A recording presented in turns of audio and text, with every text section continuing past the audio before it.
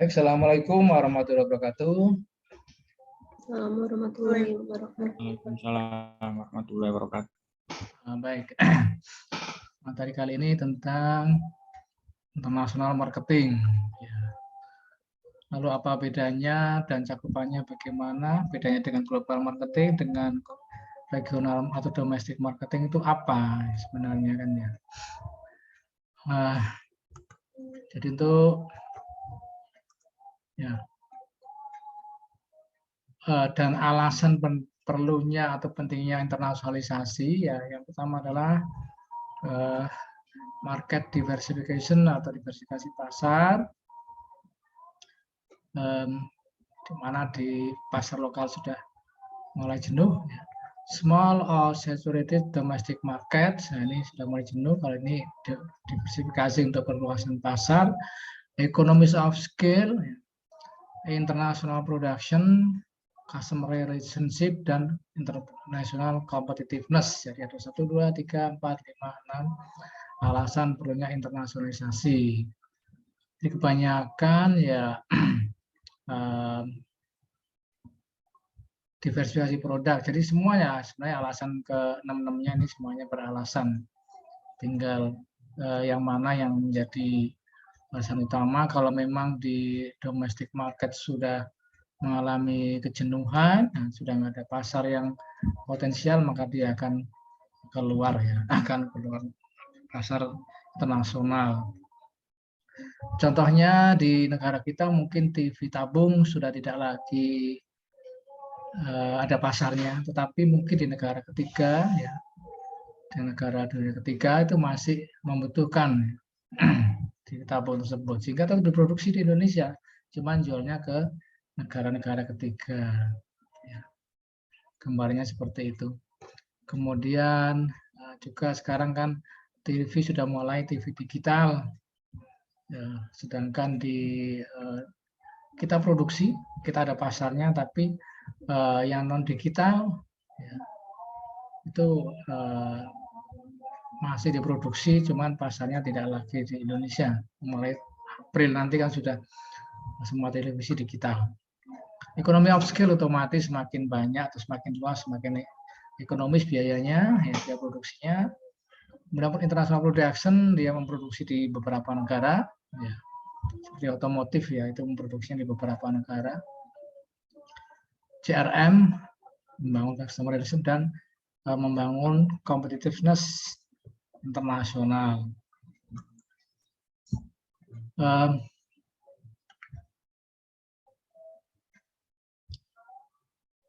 Lalu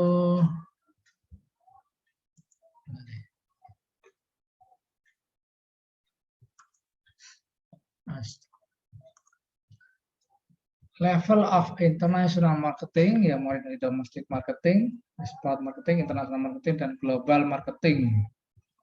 Kalau domestic marketing, list international commitment dan domestic focus.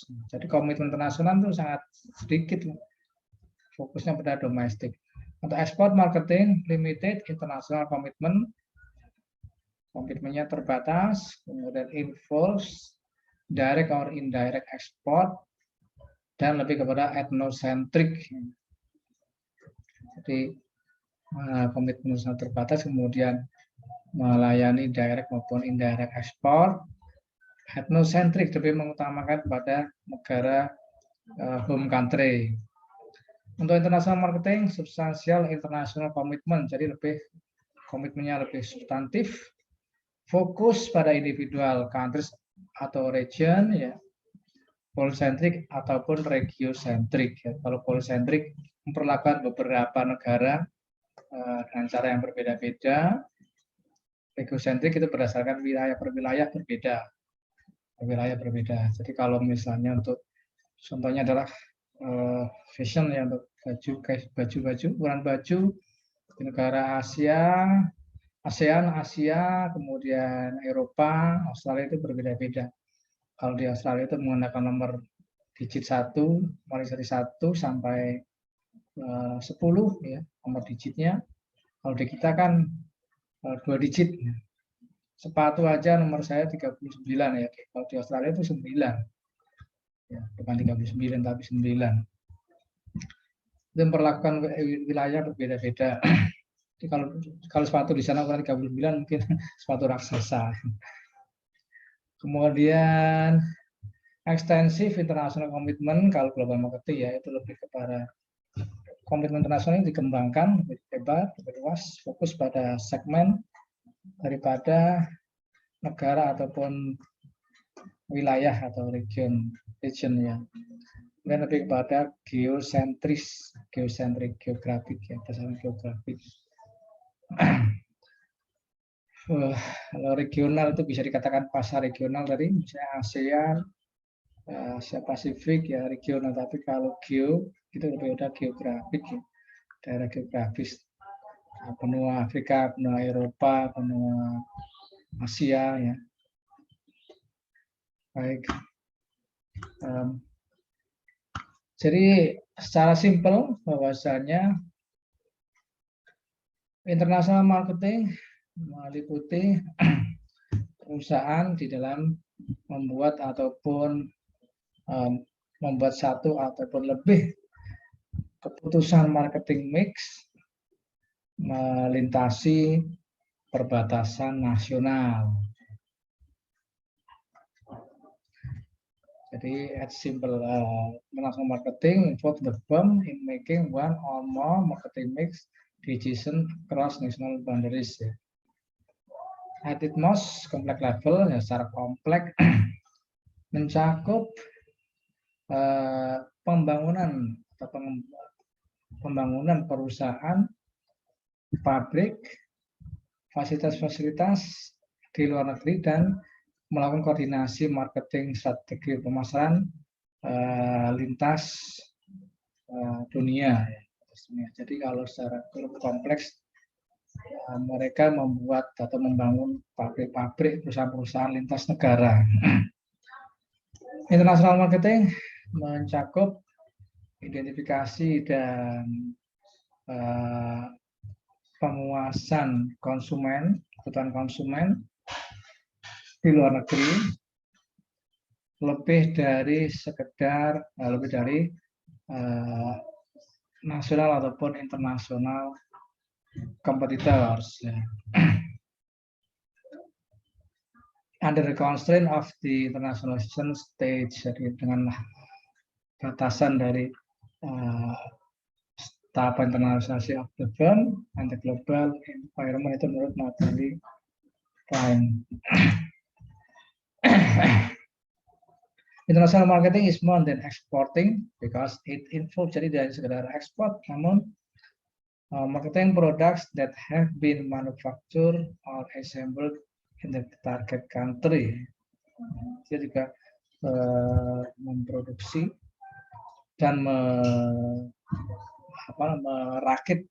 merakit di target country. Jadi seperti otomotif ya, target country-nya Indonesia, mereka membuat pabrik di Bekasi, di Karawang itu untuk mengassemble ya. Pabrik Cina, pabrik motor, mobil ya, dari Jepang, dari Korea itu. Establishing the permanent presence in the foreign country. Jadi bisa permanen. Licensing on franchising, jadi dia juga bisa memberikan lisensi ataupun franchise. Kemudian sourcing komponen from foreign states, jadi juga melakukan sourcing ataupun sumber-sumber daya, pengadaan sumber daya dari negara-negara di luar negeri, jadi di negara di luar home country. Opportunities, karena adanya economy of scale and scope, assistance of lucrative markets in foreign countries, karena economy of scale ya, dan saturated market in the home country ya, di home country sudah mulai jenuh, high R&D cost, international opportunities, less competition, new trade agreements. Ya. Sudah biar dipahami lah. Jadi apa yang disebut dengan new trade agreements ya, kesepakatan perdagangan baru ya. Seperti akhir-akhir ini adanya dampak perang di Eropa dengan Ukraina ya. Mungkin dunia juga berpikir ya akan ada agreement di dalam melakukan perdagangan internasional.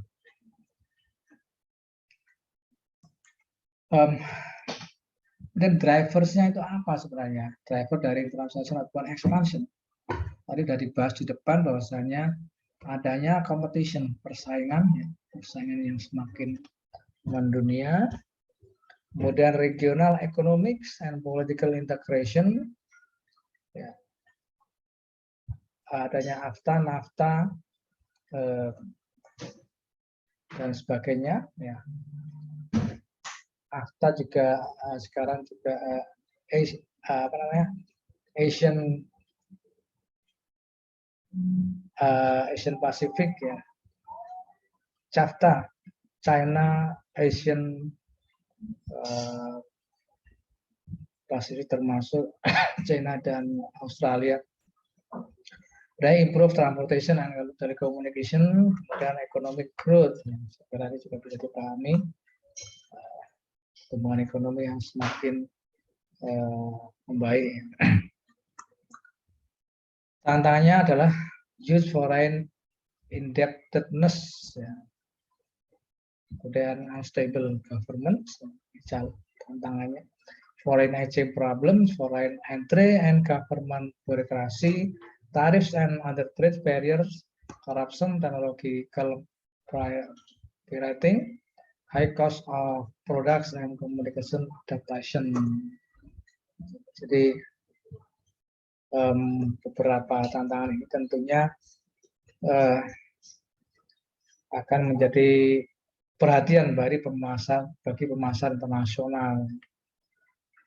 Barrier itu tidak hanya barrier tarif ya. Kalau barrier tarif kan jelas ada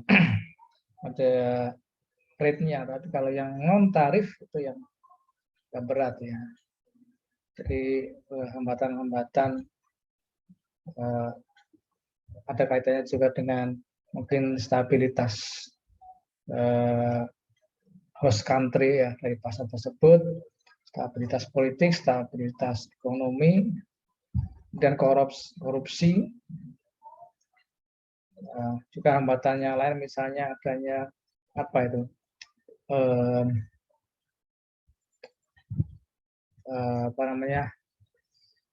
sanksi pasar atau kemudian sekarang seperti di antara China dengan Rusia juga terjadi saling memblokade pasarnya ya. Bahkan hari ini saya mau membayar jurnal saya yang tinggal dibayar sudah mau terbit, ternyata tidak bisa.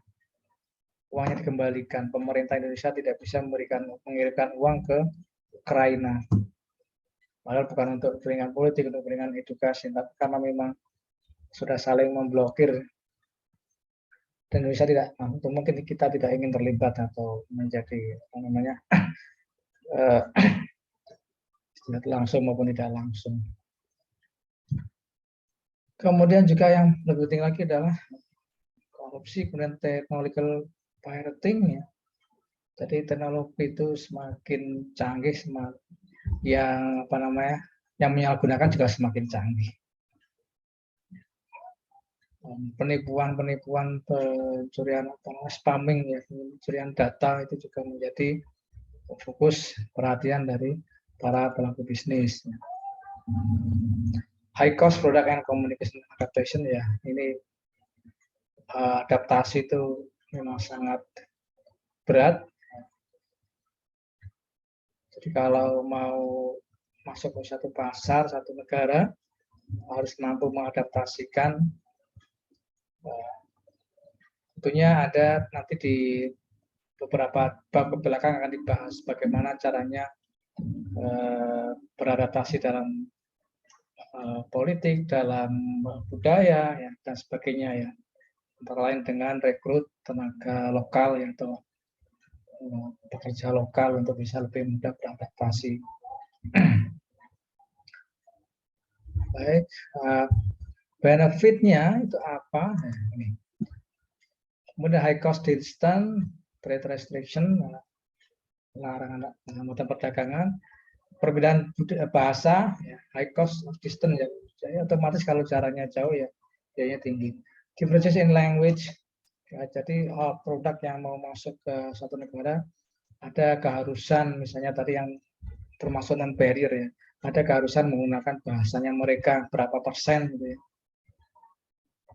Jadi saya waktu S2 dulu sering ikut itu kalau mau ada produk yang masuk ke Indonesia itu kita masih dilibatkan. Ayo ini ada proyek katanya. Apa proyeknya? Mentranslate bahasa Thailand itu ke dalam bahasa Indonesia untuk apa namanya memberikan deskripsi tentang produk, kemudian cara penggunaan dan sebagainya itu menjadi keharusan. Kita mungkin diminta untuk memberikan pelatihan bahasa Indonesianya ataupun mereka minta kita yang mentranslate langsung itu. Biasanya begitu ya. Karena di kita ada keharusan untuk menggunakan bahasa kita. Sebagian bahkan logo-logo kita pernah nasionalisasi ya, tidak boleh ada logo-logo ataupun istilah-istilah asing itu pernah itu zaman tahun berapa itu 90-an sekian itu boleh ada bahasa-bahasa asing di dalam produk-produk yang masuk ke Indonesia. Itu tergantung dari aturan negara masing-masing. Benefitnya apa tentunya adanya survival and growth, sales and profit, diversification, employment, and standard of living. Mungkin ada yang mau ditanyakan? Ini sudah berapa menit? Stop dulu ya. Saya kira dari saya pengantar cukup itu saja ya. Mungkin saya izin mau tanya ya Pak. Ya, silakan. Tadi yang di bagian challenges-nya itu kan ada corruption ya Pak, ada korupsi gitu. Yang saya tanyakan itu what kind of corruption gitu Pak. Jadi sebenarnya kan kalau misalkan di pemasaran marketing biasa pun itu juga ada korupsi. Nah, terus sebenarnya kind of korupsi apa yang ada di pemasaran internasional gitu Pak? Ya pada prinsipnya istilah korupsi itu ya sama, hanya dimensinya yang berbeda. Kalau masalah domestik ya hanya di lingkup pasar domestik saja satu negara, tapi kalau itu di lingkup global tentunya akan lebih luas, lingkup nasional akan lebih luas.